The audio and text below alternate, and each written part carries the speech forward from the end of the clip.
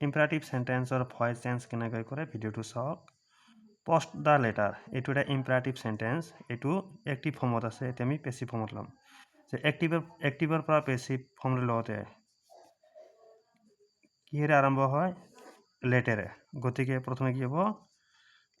Late. তাৰপিছত আহিব অবজেক্টটো the letter. Let the letter.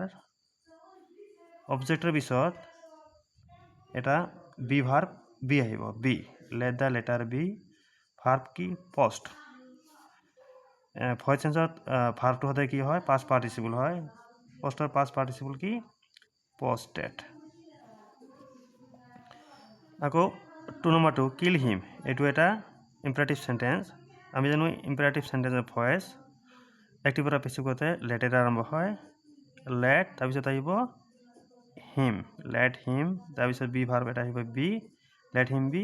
Verb কি? কিল। ইয়াৰ পাষ্ট পাৰ্টিচিপল কি হয়? কিল্ড। কি হ'ল? Late him be killed. Do the চাম, এইটো এটা ইম্পাৰেটিভ চেণ্টেন্স। ইম্পাৰেটিভ চেণ্টেন্সৰ ভইচ এক্টিভৰ পৰা পেছিভ কৰোঁতে কিহেৰে আৰম্ভ হয়? লেট। কি হ'ব? লেট দ্য চাম। তাৰপিছত আহিব এটা be verb be. Let the sum be. Verb কি? ডু। ইয়াৰ পাষ্ট পাৰ্টিচিপল কি হ'ব? ডান। এয়াই হ'ল ইম্পাৰেটিভ চেণ্টেন্সৰ ভইচ চেঞ্জ। Thank you. ভাল লাগিলে শ্বেয়াৰ কৰি দিব।